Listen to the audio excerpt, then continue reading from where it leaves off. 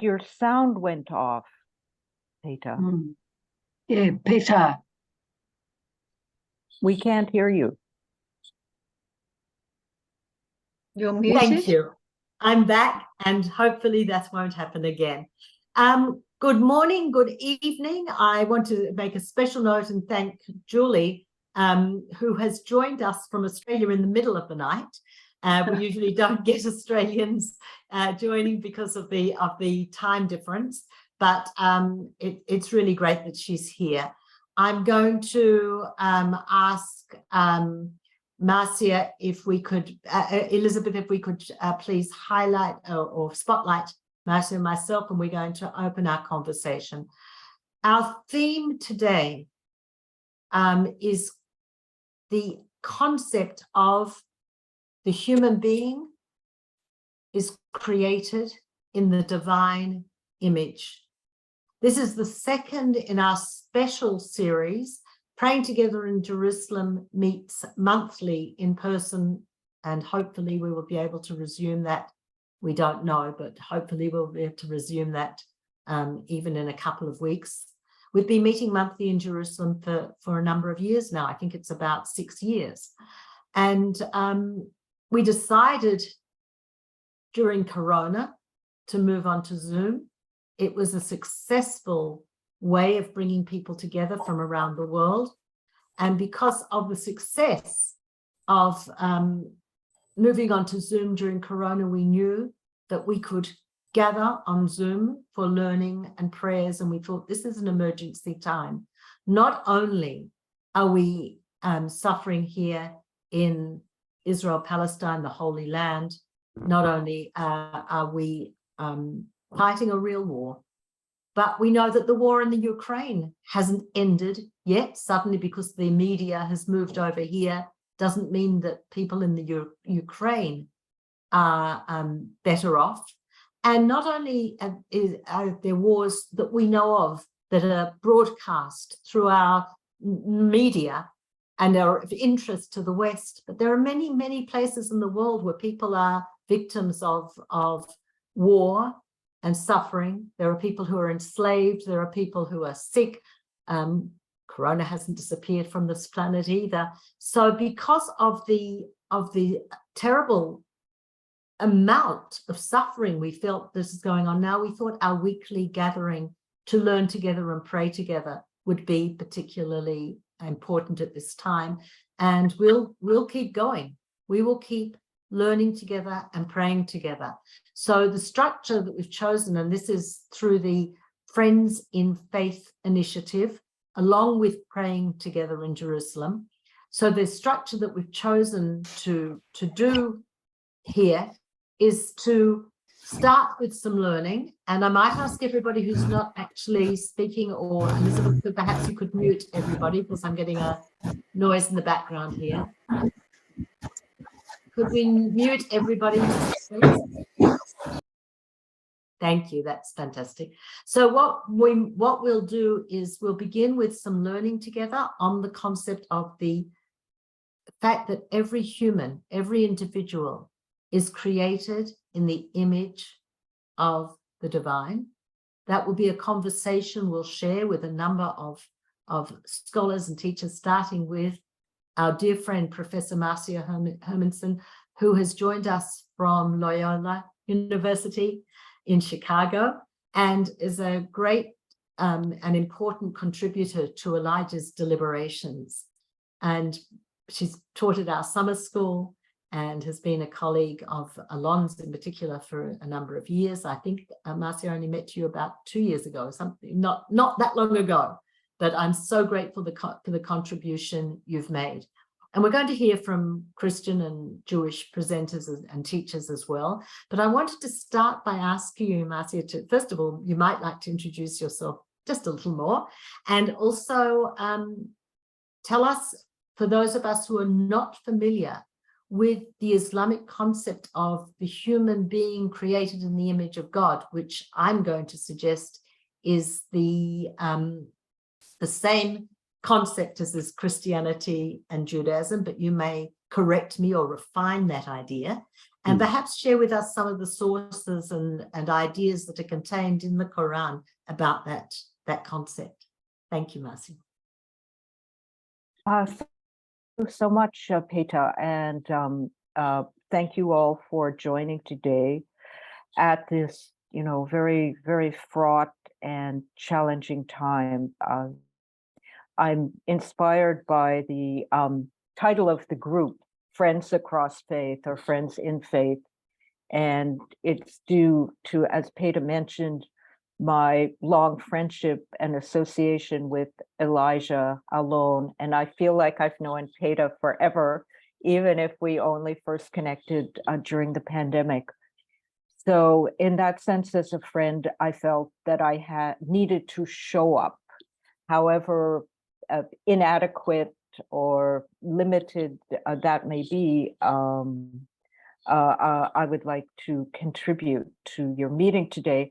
And Peta, I think I do need to ask, how long would you like me? I didn't get a sort of time frame. So could you just let me know what would be ideal? I was conscious that you can't stay beyond 9:30 your time. So because of that, I've started with you. Our total conversation on this topic is going to go anywhere between 45 minutes to an hour.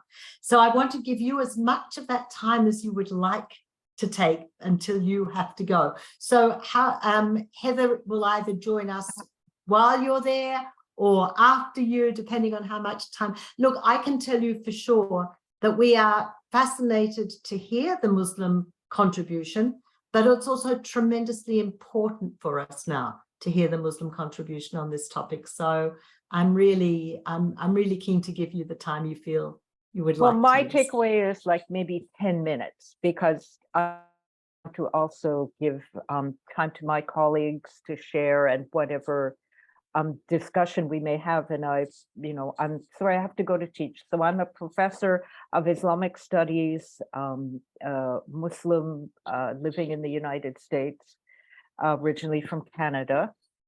And you can look at my academic writings, some of them on academia.edu if you're interested. And so, Peta, thank you for inviting an Islamic perspective.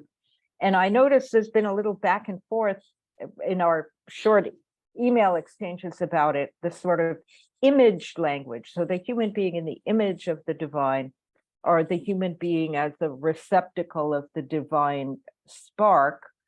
And of course, image, so the central Islamic concept relating to the divine is Tawheed, the unity and uniqueness of God. So like many other monotheistic traditions, there's a kind of a striving for a balance between divine immanence and divine transcendence, because surely Allah is above everything, and the Quran says not like anything else, on the one hand.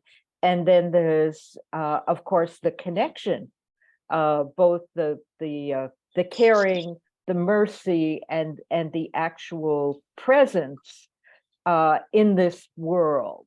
So the language of image, the upside is, of course, as in Judaism, there's no representation of the divine, at least pictorially. So one is not stuck in a particular gendered representation or something of that sort. But there's all kinds of rich language about the divine attributes and the way that the divine presence in this world can be perceived and learned from and can serve to inspire and transform.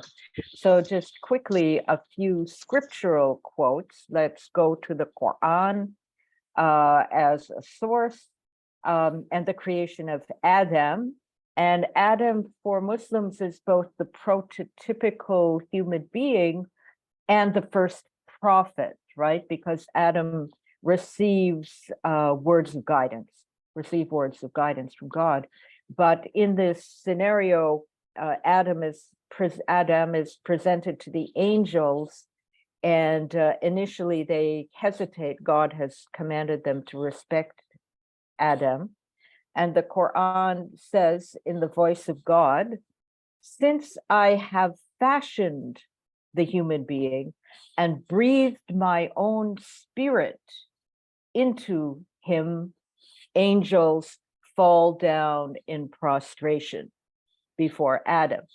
So there you have the divine spark, right? The nafakah, the breathing of the divine spirit, the ruh, which of course is, I'm sure Hebrew speakers will recognize the etymology of that word. And the ruh is both a kind of breath, a spirit, and a soul, a higher level of the soul. So I would almost structure the discussion of the human person and the divine around the levels of being, the soul, the self, and identity. And I think that all of our traditions speak to these components of our embodied historical human existence in relationship to a connection that is transcendent and eternal and divine. And that level of connection is sorry, I got distracted because I can only see half of dear friends in the chat. I think I better not look at it right now, but maybe when I pause, we can do that or really get off track. And I'm not telling you not, I'm telling myself, like, don't try to look at things flying across your screen. So we were at the sublime level of the soul, the self, and identity. And this, of course, ayah that I just read, and I think somebody was asking where it is. Muslims usually use the name of the surah, but in English, we've kind of defaulted to an almost biblical, chapter and verse. So I have in my notes, chapter 15, verse 29, or chapter 38, verse 72, that trope is repeated of the divine breath being breathed into the human being. And then there's, of course, the immanentist verses. Another one is that, again, the divine voice. We are closer to the human being than the jugular vein. So, that, and of course, the mystics, the Sufis love that verse. So God is with you wherever you are. God is closer to you than your jugular vein, which, by the way, is 50 chapter Surah Al-Qaf, chapter 50, verse 16.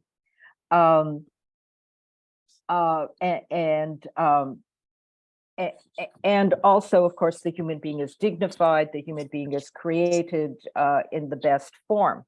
Now, in terms of the image language, one does not find that directly in the Quran, but the Hadith, the other scriptural source in the Islamic tradition, the saying of Prophet Muhammad, I think somebody might need to be muted.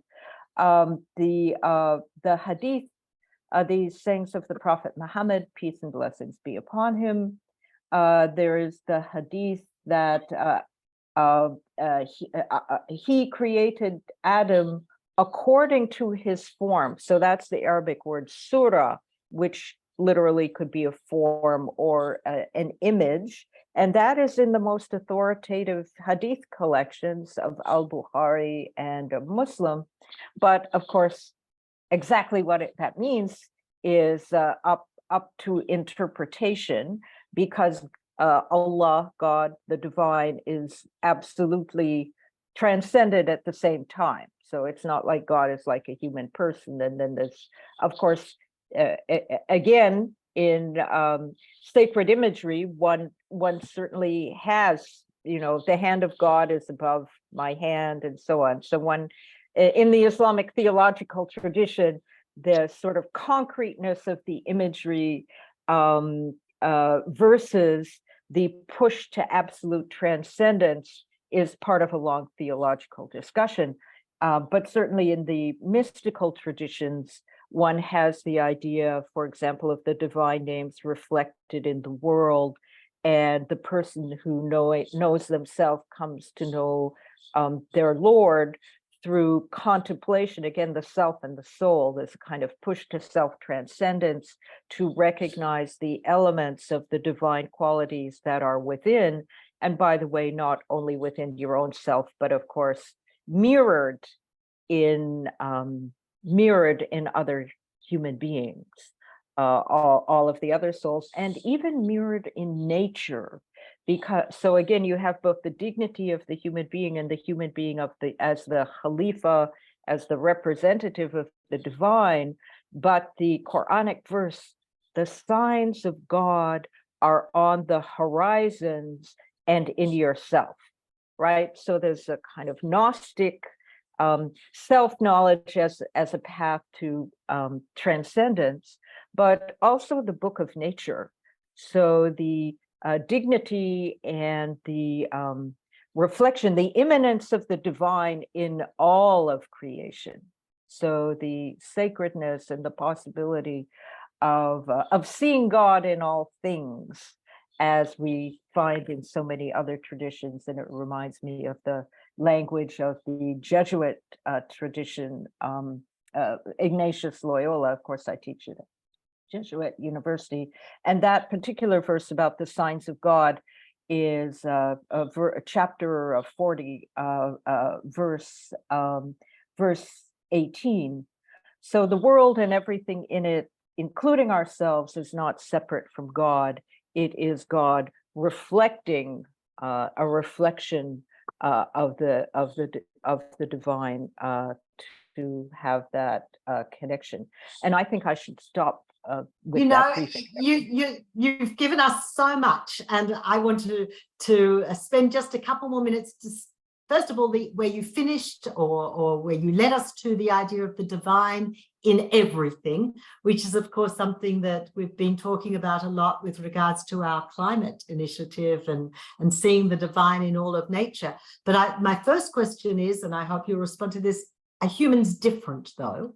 Is there something extra or additional in the human than in other forms of nature? I will say in Judaism there is something, all of nature is imbued with divine, there's divinity in all of creation, but in Jewish thought, there is something extra, an extra spark in the human. The other thing that I wanted to just go back on and perhaps have you reiterate just a little further, when you talked about the soul and the identity, and you were giving us the different levels, the divine infuses all of them, all those levels. But is it the soul that is more divine, or the better expression of the divine? And what does that mean? Could you just explain both those things a little more for us, please? Okay, well, the first question, I think the answer is quite straightforward from the Islamic tradition. And it's like the human being is both dignified and special, and also fragile. I like the image of almost being on a tightrope. So there's this wonderful verse about God offers everything in the universe. This is a little mysterious. We need to interpret something called the amana, the trust. So the divine offered the trust to everything in the universe, to the mountains, to the oceans, to the angels, to the animals, I don't know, fish, whatever. And everything in the universe said, no, not so much. And then the human being said, we will take up the trust. And then the Quran says, and indeed the human being was ignorant and foolhardy. So of course, what is the trust? That's the interpretive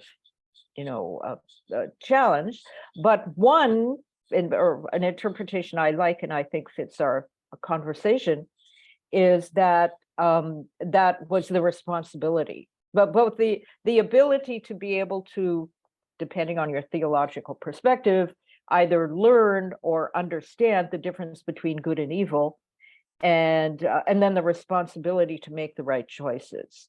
So in that sense, see angels, right? They're on automatic pilot. They do good. Animals act by instinct, but the human being can make that choice, and yeah, human beings are ignorant and foolhardy. So maybe then that's a segue to the next part of the question. So yes, human beings have the divine spark breathed into them, but they are created from the earth. And according to some reports, the earth of all different colors, right? So there's a celebration of human diversity, that we have been created in nations and tribes so that we may come to know one another, understand one another. So again, a push to, I think part of our theme is human equality, or humans as a reflection of that same divine reality. But again, human beings are created from earth. That's why, of course, Iblis, the satanic or evil figure, refuses to respect human beings, because Iblis is created from fire. Human beings are earthly, inert. Reminds me of like Hindu thought, tamas, human beings have that kind of, but then we're animated, we're infused with the divine spirit. So levels of soul and self, yes, it's a very complex Islamic theological anthropology that is influenced, I think, as some of our other traditions, is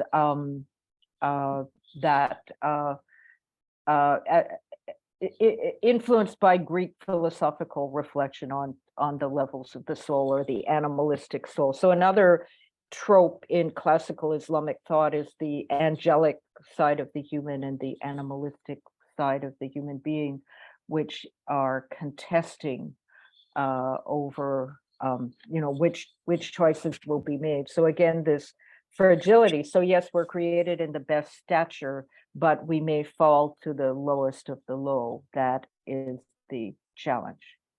You raised so many things that resonated so much with me as a Jewish person. The idea that human beings, and compared to the angels, it's the free will that human beings have that is the divine element. But of course, having that free will gives us the greater opportunity to be sinful. And nobody else, no other creation is considered to be sinful, only the human. Heather, if I could bring you in just for one moment at this point and just ask how what Marcia said resonates with you. But Marcia, don't go, because I really need to ask you one more question before you go. So let's just bring Heather in. If you could, Elizabeth, highlight Heather as well, or spotlight her as well, so that she's in our conversation. Where is she? There we go. Heather, how did what Marcia say resonate with you as a Christian? I think there's a huge amount that resonates about the sort of status of human beings, if you like. I guess the difference is that Christians understand, the temptation of Adam and Eve in the Garden of Eden, and then the expulsion from the Garden of Eden has then kind of marred that image in human beings. So although it's still there, it's that created a problem, as it were, and that was the point of Christ coming. So I suppose, that was something that God did. That was a way in which God sort of intervened in the world by the Christ event, if you like. And I think that's where I'm coming from when I say is that the human beings in the image of God is both a truth about them, but it's also an invitation to act. It's an invitation to be something and to do something in order to demonstrate that image. Wow, that's fascinating, and it's a beautiful segue. I'm going to come back to you, of course, Heather, to hear more from you. But Marcia, what I wanted to ask you, and Heather's more or less thrown out the gauntlet, thrown the challenge here, is if we are created in the image of God, or the divine image, and I'm sorry, I'm conscious of using the word image when it's not really the appropriate word as you've explained, but with the divine spark or with some special connection close to the jugular of the divine. What responsibilities does that put on us? And does it affect the way, and in what way does it affect the way in which we relate to other human beings? So moving from a fact to a responsibility.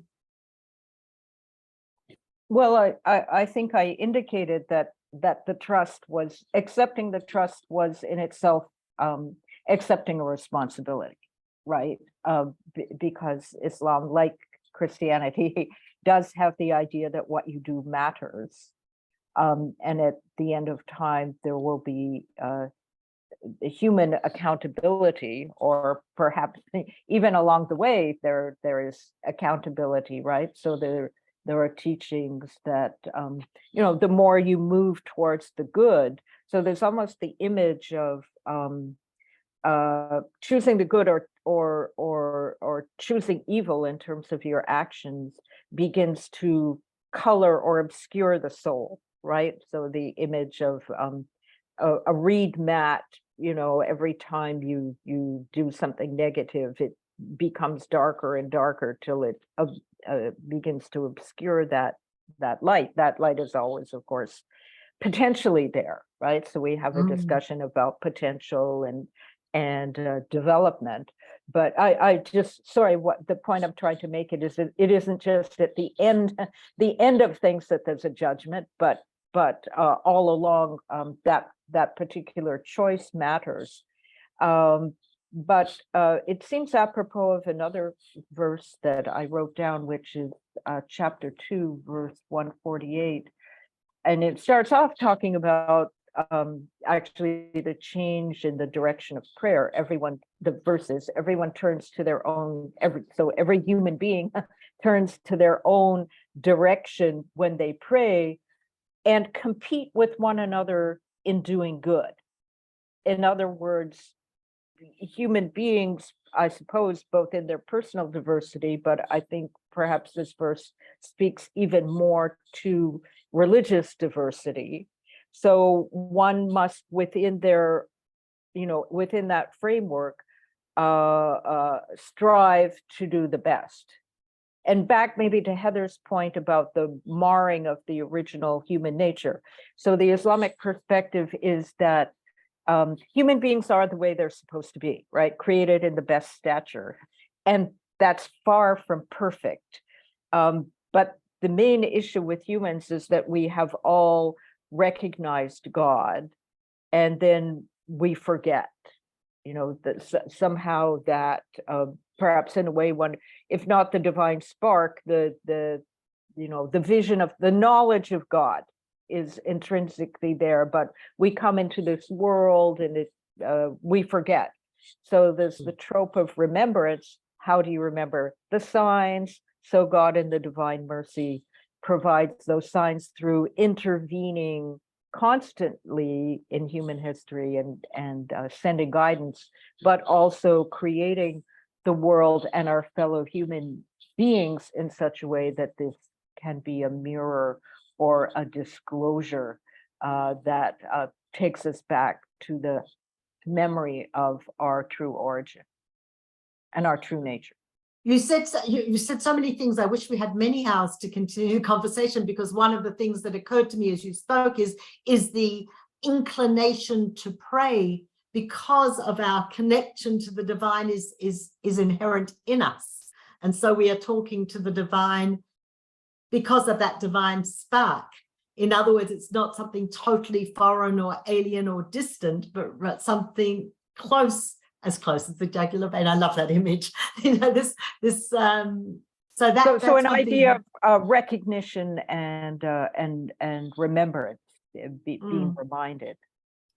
And the final thing that I know, I'm keeping my eye on the clock for you and Marcia, because I know you've taken time and you have to go and teach, but I just the implications for our relationship with other human beings, when we know that each human being is created in the image of the divine. Is there a particular Islamic saying, verse, little story? Is there there's something that you can share with us about what it means in terms of our relationship with other humans when we recognize they're all created in the image of the divine, or all with the divine spark. Well, hopefully I already touched on several of those. So let me use the trope of remembrance. So we remember that you know, we have our human diversities, so that we may come to know each other. So it's not what shall I say, a reason for rejection or animosity, but it is a possibility for a deeper knowledge. And also we should be inspired to try and fulfill our best nature, but also, you know, the world is a mirror, and the other is a mirror. Sorry, I'm thinking that I did. Oh yeah, this is from Sufi thought, but maybe I'll if we can a statement from it's speaking, you know, there's a whole sequence of things about the divine names reflected in the world, and then it mentions a particular Sufi, Ruzbehan Bakli, and a kind of contemplative Sufism that every human face participates in the witness to God's essence, and therefore it should be contemplated and loved as an image of the divine. That's so beautiful, you know, in one of the midrashic sayings in Judaism, it says that, you know, the divine only there's one divine, and every human being is created in the image of divine, yet every human being is different, comes out in a different mold. And therefore, the more we look at human beings and other human beings, the more we love other human beings, the more we're loving different aspects of the divine and different parts of the divine. I think that's, you've just alluded to that same idea. It's a beautiful it's a beautiful concept, and I want to thank you for sharing so many beautiful ideas with us, Marcia.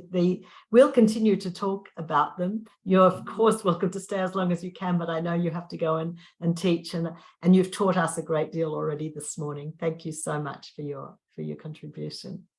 And thank you, Peta, and thank you to all our friends in faith. And Heather, perhaps I can ask you to now both respond to what you heard from Marcia and continue from a Christian perspective on this idea of human beings created in the divine image and or with a divine spark. So I think, you know, there's a lot about Islam and Judaism that has a basis that's very similar about the idea of being created in the divine image. And of course, there would be, because we share that, you know, originating scripture. But as I said, the image is, I suppose, marred. And someone, I'm not sure who it is written in the chat. It's something that actually I want to say because it's brilliant. The Christian view is essentially dynamic and requires human agency and a struggle which is patterned on Christ's life of self-sacrifice and love. And as I said before, I think it's about understanding that it's something we are, but it's also about understanding that it's something we need to do. And God took that initiative by coming as a human being, as Christ. And for Christians, that's helps us to understand the image, because we have the image of God, as it were, in front of us in the person of Christ. And so, I mean, we aspire to be Christ-like, which is another way of saying, I think, to display the image of God in everything we do and everything we are. And interestingly, in that comment also, which I was going to say, you know, I was thinking about the idea that Christians have as Christ as the mediator between God and human beings. And in this kind of time that we find ourselves in, that idea of mediation, and as that is a kind of a characteristic that is important to display the image of God, is really something that we can look at in the way that Christ did it. And that was a really costly thing for Christ to do. So we are called, if you like, to follow the way of Christ by displaying the image of God, which involves being prepared to do something that is costly. I don't know if you want to No, I mean, obviously, Heather, this is a very, there are many things in what you've already said. The idea, the moving from how we are created to how that means we ought to act in this world. It's not enough to say that we're created in the divine image or with a divine spark or in the image of God. What does this mean for the way we carry forward with our life? That's a tremendously powerful and important idea. And I think that would be a massive Christian emphasis, that it is about what we do and about how we respond to the person of Christ, who shows us what it is like to act as in the image of God. Again, that's very interesting. Renee, I'm happy to bring you into the conversation in just 1 second, just a little bit more the patience, and we'll bring you into the conversation. But I want to suggest to you that there's a couple of things that we need to for a Christian, it's the Jesus on earth represented the best of all potential human beings. Is that fair to say, or the best potential that human beings have? Would you could, I mean, Christians believe that Jesus was in fact God in human form, and therefore is certainly the best that human beings could be, but because Jesus was himself God. Piotr last week, from a Roman Catholic point of view, said that Jesus was fully human and fully God, fully divine. That's right. And therefore, the idea that we can learn from Jesus the best potential of human behavior. Indeed. Yeah. Indeed. So we seek to be Christ-like, because that would be demonstrating the image of God. Renee, did you want to come in on this in this point? You've been asking to join the conversation. You'll have to unmute yourself, otherwise we can't hear you. Can you unmute yourself, Renee? Yes, thank you. There you go. I'm very sorry. Apologies for this intervention.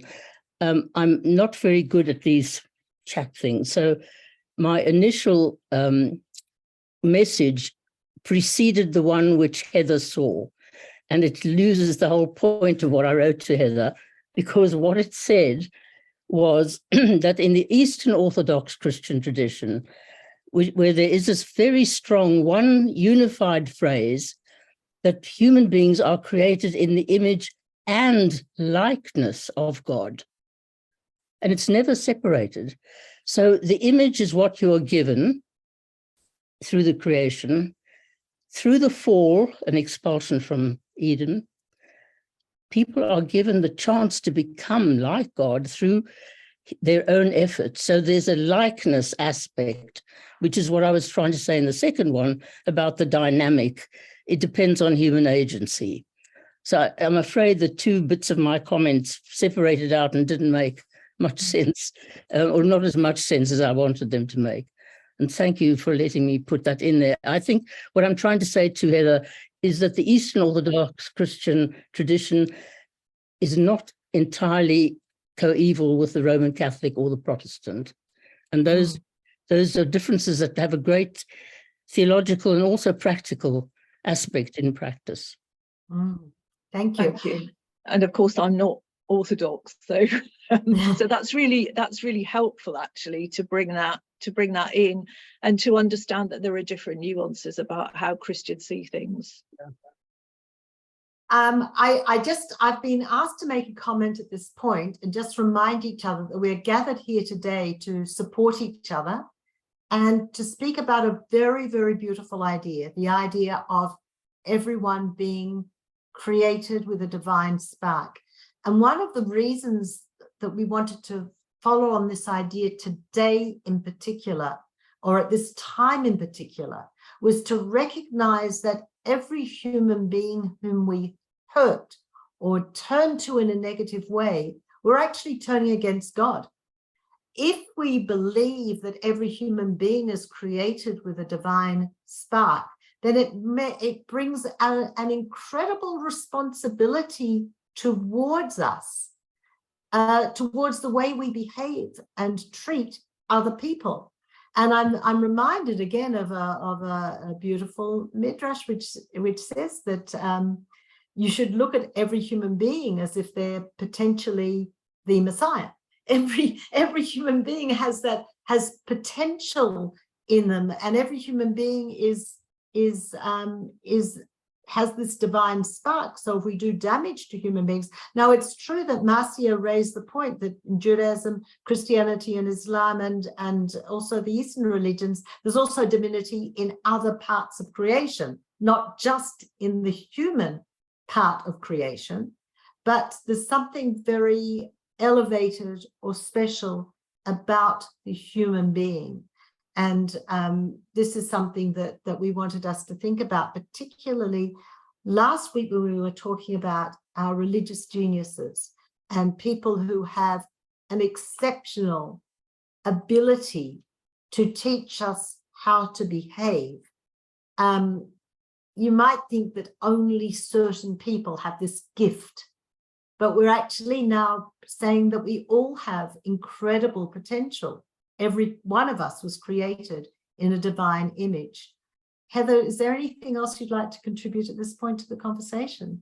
So I think a couple of things. I wrote some notes, and I think, first of all, we're asked to recognize that each and every person has a dignity, and each and every person is special and needs to be treated as such. And I think your comment about everyone is made in the divine image, but we're all made in it differently, is about recognizing that fact and thinking, if this were God standing in front of you, would you be speaking to him like this?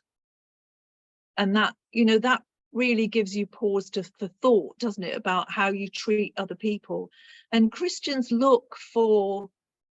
we're taught to look for Christ in others, because anyone who you meet, whatever their situation, the poor person who's homeless, the rich person, they all have that spark of Christ in them, and that's what we're taught to look for.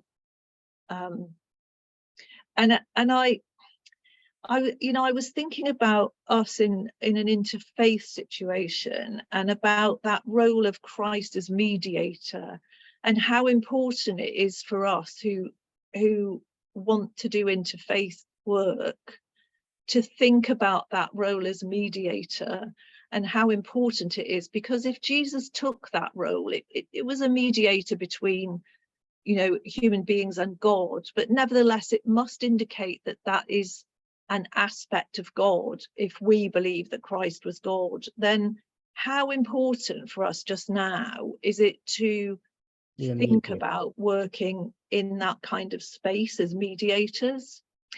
And another thing is about the idea of the kingdom of God in a Christian sense, which I think it's to translate it's a way. It really means we want the kingdom of God to come, and that's the time when every human being has learned to recognize the image of God in every other human being, and when every human being has learned to demonstrate that image of God in themselves. And there's another aspect of that. I can't influence the big things. I'm not in that position, But for Christians, those small things, demonstrating Christ, the image of God in the small ways, is something that will expand the kingdom of God in Christian terms. So our small relationships are recognizing the dignity of human beings in the small things, in my talking to you, in our discussions here, you know, across all my relationships in my life. That's where it's really, really important and can really, really make a difference. So the whole thing works by stealth, you know, quietly and silently, as we as individuals recognize Christ in one another. Then it expands until it's clear for the whole world to see. And that's the idea behind, I guess, the Christian image of God. It's so very, very beautiful. I'd like to open the floor to other people who might like to either ask a question to which others are welcome to respond, and or make a contribution to the discussion. Our discussion has, I guess, three parts. The first part is, how do you understand what it means to be created in the image of God from your particular religious perspective? And the second thing is, what responsibilities does that put on a human being as apart from other parts of the created world? And I guess the final level is, and what does that mean in terms of our relationship with other human beings? Does it affect the way we look at other human beings? If you would like to join the conversation, if you either just unmute yourself, I think Elizabeth can see who's doing that, or raise your hand, you're most welcome to join the conversation.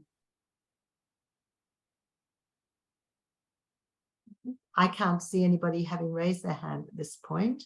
Julie, you have. Yes, Julie, would you unmute yourself? Just a small thing that crossed my mind, Heather, when you were speaking. I use the Inclusive Bible I'm a Uniting Church minister in Australia, and I use the Inclusive Bible. In the Inclusive Bible, in seeking to use inclusive language, and therefore not sort of the patriarchal language of kingdom, they use instead the term kindom, Kindom. Yes, I've seen that. Yes, and I love the imagery of that sense of us all being kin, all of humanity, all of creation, effectively, intrinsically connected to the divine, which is immanent and transcendent, but in a sense of kin, yes. like kin. I love the imagery of that. It's one of the many things I like about the Inclusive Bible. Just a small point, but I just thought was reminded of that as you spoke of seeing, or of seeing the image, the divine, the image of God in all people, and Yes. that remembering that. The other small thing that I was reminded of, and it came up because the lectionary piece this week is about that passage in Matthew of render unto Caesar that which is the coin in Matthew, and I was reminded of something I read, and others may know this, many years ago, a mother of a very disabled child, and the image of the king on the coin, and her pointing out that no matter how battered and dented the coin might be, alongside a very shiny, newly minted coin, both bore the image of the king, the sovereign, and were of equal value, equal worth, and that sense of the worth of all people, regardless how worldly attitudes might be. Equal worth, image of the king, image of God. Yes, thank you. That's really interesting, because actually my notes begin with the fact that is the gospel for this Sunday, and I'd actually, that's a really great reflection. I'd sort of seen it differently, in that, Jesus said, whose image is this? And of course the Romans worship Caesar as God. And Jesus, some of you may know the story. So people were trying to trick Jesus by saying, is it lawful to pay taxes to the Romans? And he says, show me a coin. Whose image is this? And they say Caesar's. And he says, render unto Caesar the things that are Caesar's, and to God the things that are God's. And of course, we would never try to put an image of God on a coin, would we? We wouldn't even think of that. I think Jesus was inviting us to look at a different image, to concentrate on the image of God. And yes, pay the taxes, you have to, but not concentrate on this picture that people thought they could draw of this God that they had to obey in a way that was being oppressive. Yeah, I think another way. No, sorry, Julia. Just going to say another way of thinking about it is that when Jesus says, "Render unto things of the Caesar, to God the things that are God's," one might reflect that all is God's, actually, Indeed, including the taxes paid to Caesar. Yeah, but and of course, Jesus the Jew may have been speaking tongue in cheek here, because there's a lot of there is a lot of discussion, of course, in the Talmud about the difference between the Roman attitude, which is seen as materialistic, and if you're speaking in Roman language, you say the image. Oh, sorry, can we mute? Yes, there we go.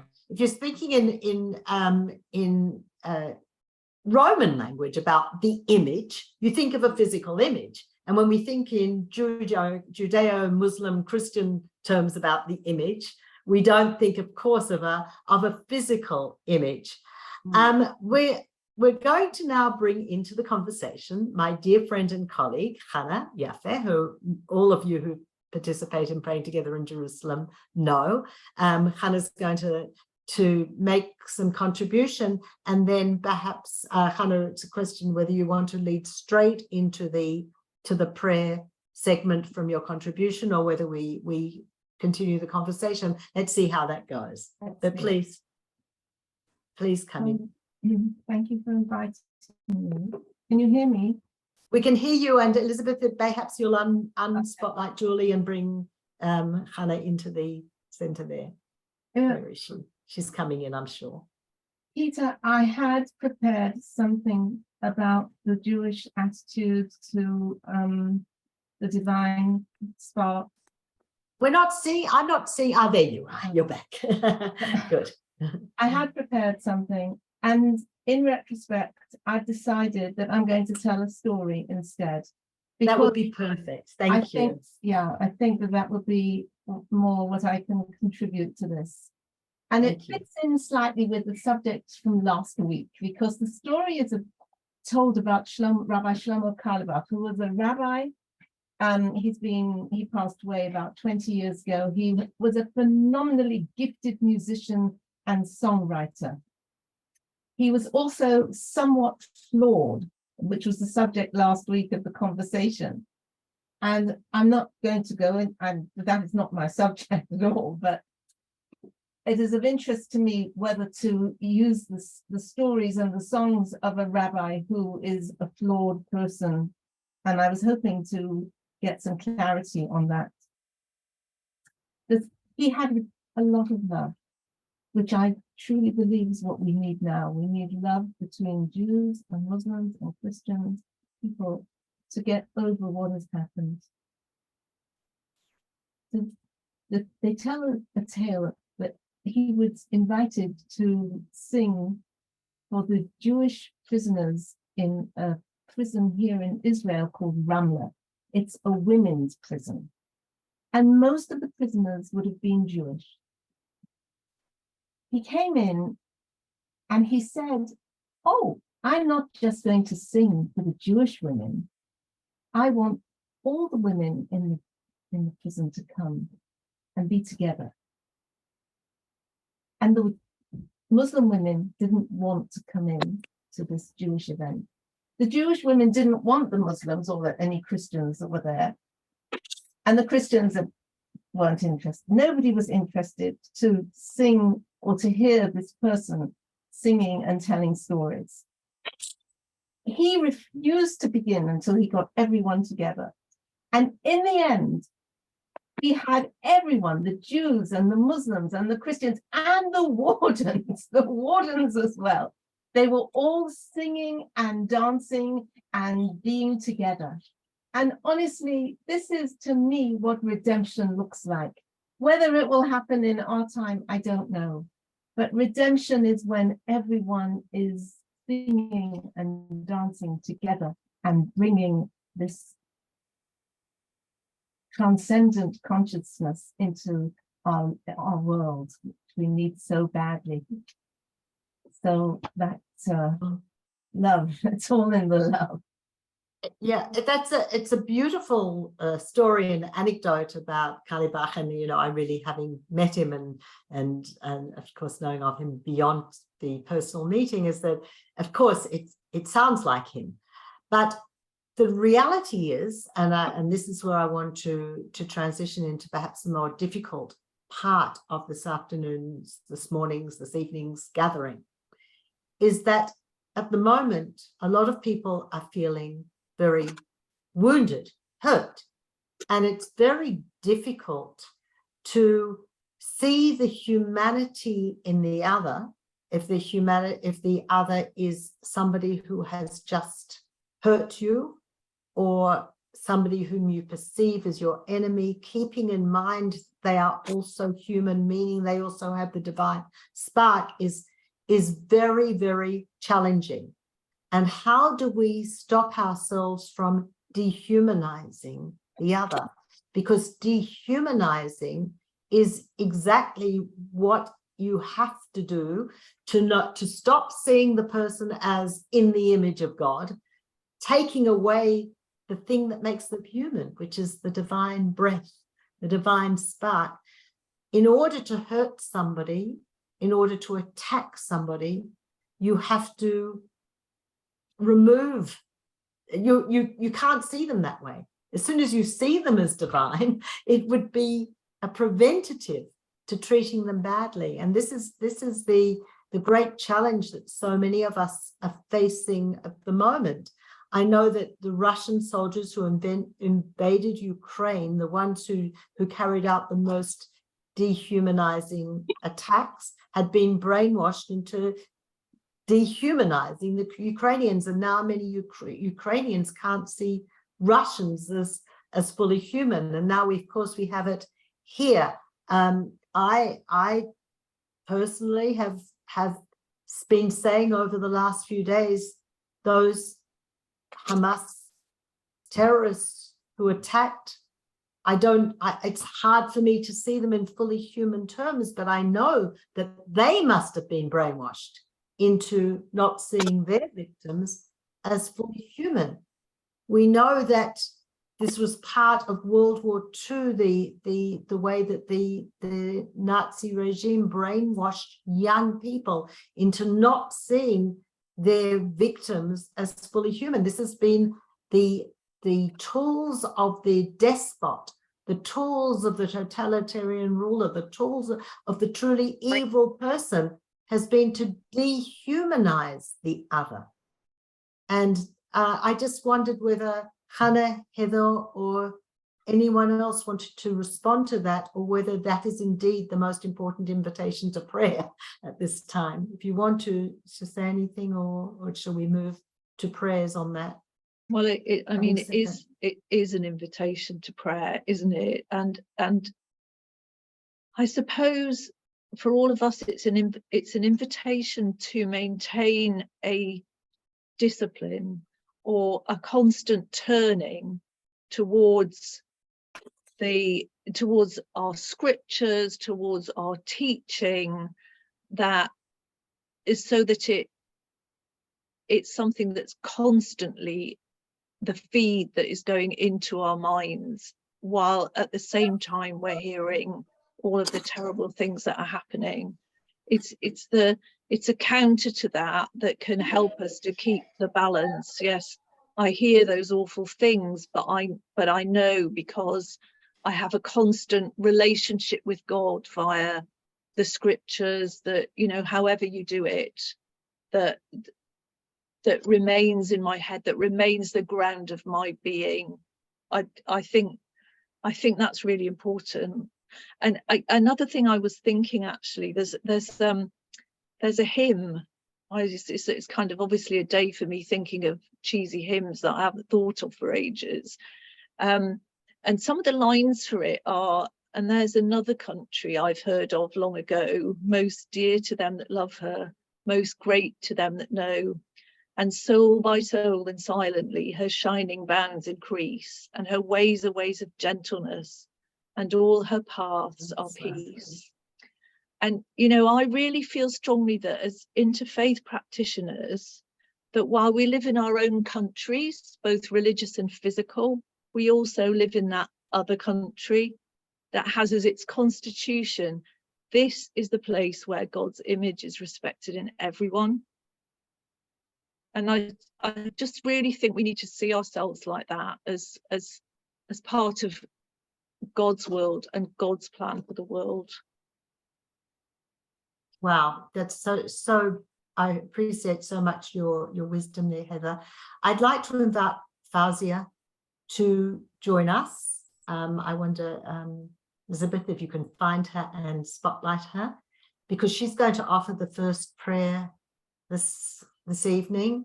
Again, we started with our Muslim teacher, and we'll start with our Muslim prayers. And Fawzia, who joins us from Toronto, if you would open the prayer segment for us today, please. Yes, good morning, good afternoon to everybody. Assalamu alaikum. Yes, from far away here in Toronto, you know, I know all the population here, the Muslims here, the Jewish population here, in our own ways. We feel very close to what is happening in your land, Peta and Talib, and it's just heartbreaking and very hard, and it's causing a lot of difficulties amongst, you know, people who've been living together for, you know, decades with each other, whether it's in schools or in universities or in workplaces. It's brought out a lot of emotions in everybody everywhere. So I was going to read an excerpt of this. It's this prayer, a prayer invocation that was written by a Moroccan in the 1600s, when a lot of parts of the Muslim world were in a lot of difficulties, called the Dua Nasiri. And it was an invocation and a supplication to God to help all the people when they were facing so many difficulties. And a lot of Muslims actually are reading this dua, as we call supplication, across the world for what is happening in the Holy Land. But I think I will put that aside, and instead, maybe what we can do is we'll do something that Muslims, we are used to doing often, which is to read a rosary. So I just thought we can, one of the ways that we read the rosary is we select one of the names of like the attributes of God, what we call the names of God, which are basically infinite, but we know some of them. So one of them is Rahman, which is used in the Bismillah ar-Rahman ar-Rahim, which some of you might be familiar with. When we start anything, we start in the name of God, the most beneficent, the most merciful. So I thought, let's just, in your own way, if you are comfortable, Rahman is the name, the most merciful. And we need to see that attribute of mercy, which through that divine spark that we've been talking about has been put into each of us, that trait of that primordial trait of God, along with his infinite traits, which is in all of us, which is in the people in the Gaza Strip, it is in the people of the IDF, it is in the people of all of us, of the civilians that are on this side, and civilians are on the other side. All of us have a little bit of Rahman in each of us. And this is the challenge of, in this time of difficulty, can we see that Rahman? Can we bring forth that Rahman that is in us? So may God enable all of the people to bring forth that trait which is intrinsically He has put in us. So I have my rosary here, and you can use your fingers. We have these, our fingers are also a rosary. We can use the three, and just repeat silently or out loud, Ya Rahman, which means, oh the merciful, meaning God. And we're calling on specifically that part of God, that trait of God, oh merciful. So Bismillah ar-Rahman ar-Rahim. We begin in the name of God, the most merciful, most compassionate. Ya Rahman, Ya Rahman, Ya Rahman, Ya Rahman. Ya Rahman, Ya Rahman, Ya Rahman, Ya Rahman. Ya Rahman, Ya Rahman, Ya Rahman, Ya Rahman. Ya Rahman, Ya Rahman, Ya Rahman, Ya Rahman. Ya Rahman, Ya Rahman, Ya Rahman, Ya Rahman. Ya Rahman, Ya Rahman, Ya Rahman, Ya Rahman. Ya Rahman, Ya Rahman, Ya Rahman, Ya Rahman. Ya Rahman, Ya Rahman, Ya Rahman, Ya Rahman. Ya Rahman, Ya Rahman, Ya Rahman, Ya Rahman. Ya Rahman, Ya Rahman, Ya Rahman, Ya Rahman. Ya Rahman, Ya Rahman, Ya Rahman, Ya Rahman. Ya Rahman, Ya Rahman, Ya Rahman, Ya Rahman.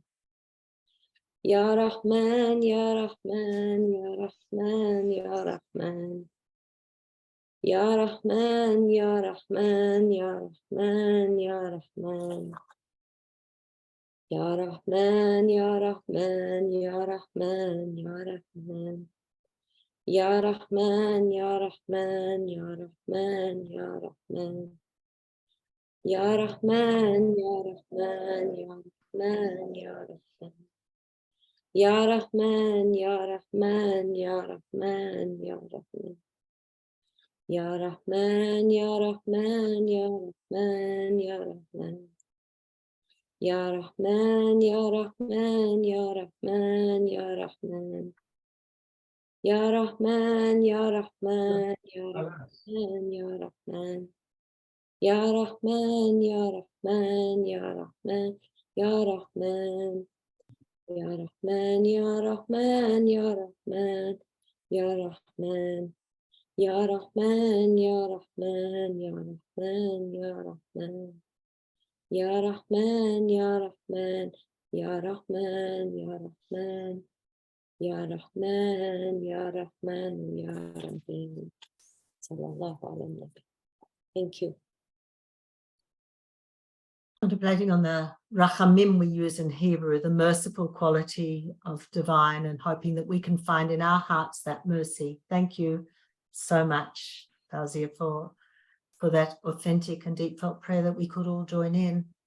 Hanna's going to offer some psalms to us, and Hanna, if you would unmute and offer us a couple of psalms, please, which are shared, of course, in the Jewish and Christian texts, the same psalms. Yeah, to feel that this week has been so difficult to be, I want to be 1000% part of my Jewish community.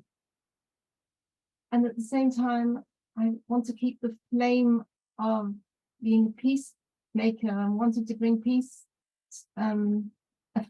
alight and not let it sputter out. And it's a very tight rope to walk this week. It's not easy.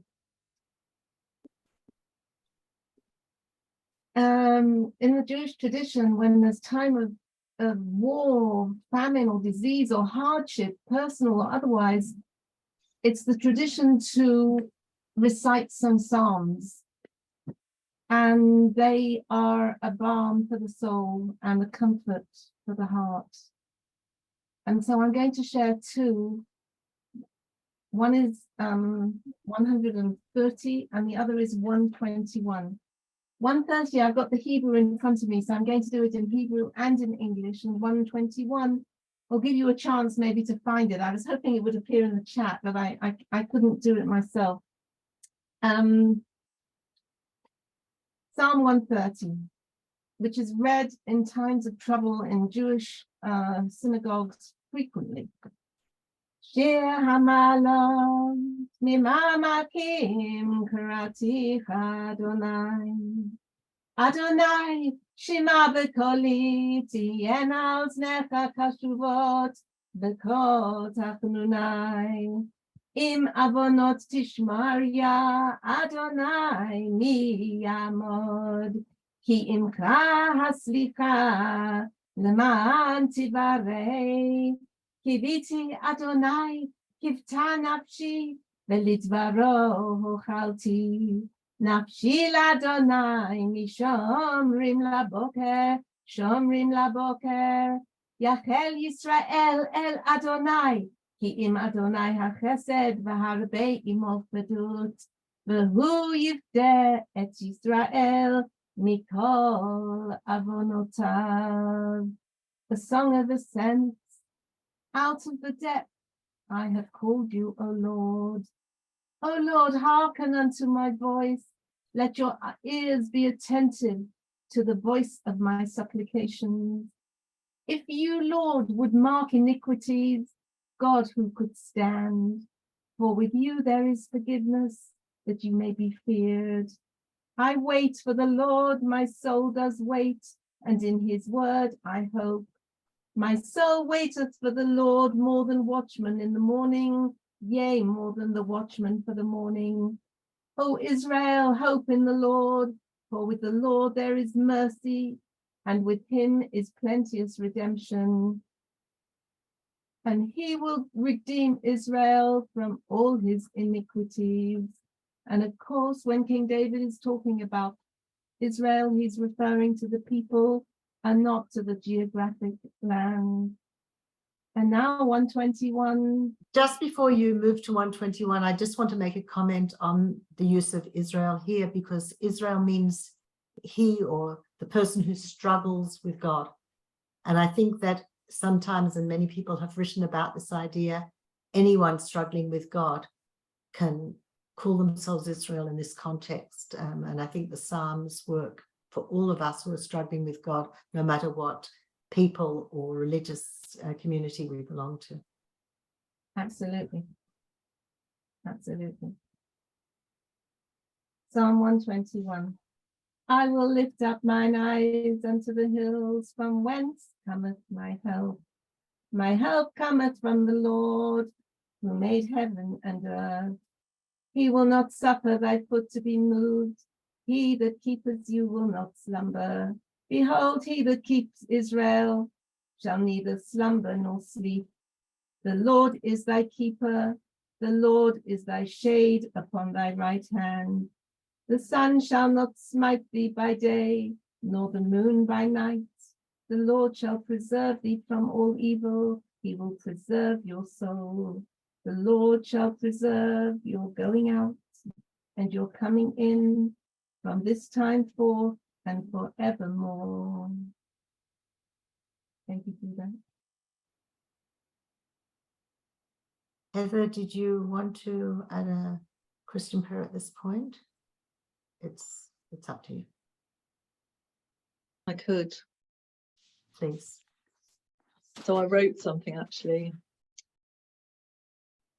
God, who desires nothing more than perfect peace, inspire us to see your image in all we meet, those who are different from us and those who are like us, those with whom we agree and those with whom we disagree.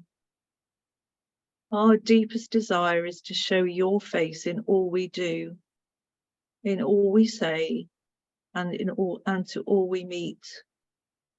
Inspire us to be the people who are made in your image.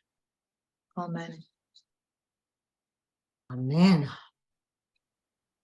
We always conclude praying together in Jerusalem with silence together, conscious of the variety of people we have on this call. And I'm going to ask Elizabeth if you would put us into gallery view so we can see as many people as possible. I don't know if we'll all fit on one screen, but we'll see many of us, Christians, Muslims, Jews, and others from around the globe gathered here.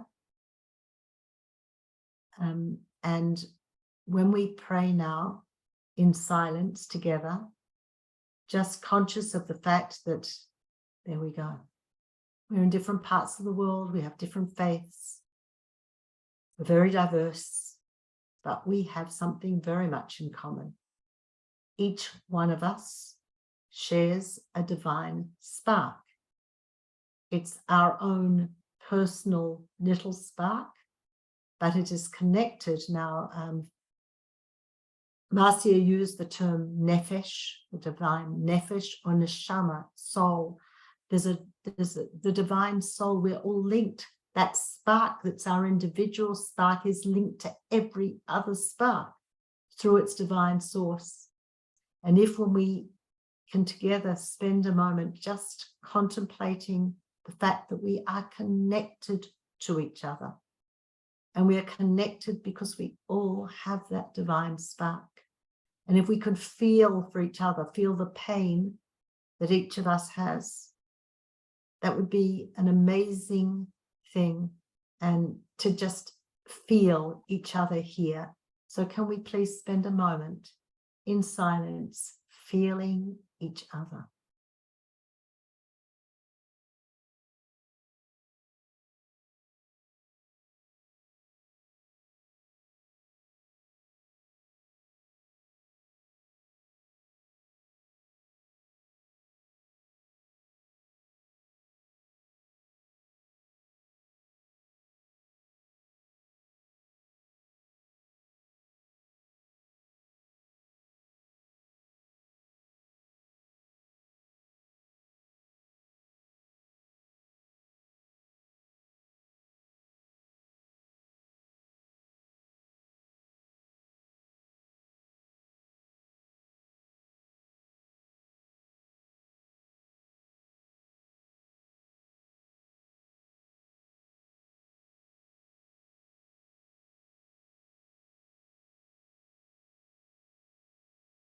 Hope you were able to gain some strength from the feeling of all of us together, our togetherness. I certainly have found this very, very important that we are together.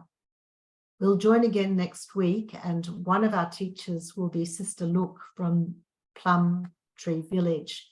We've heard so far in the last 2 weeks Christian, Muslim, and Jewish voices. We want to bring Buddhist voices into the conversation and others.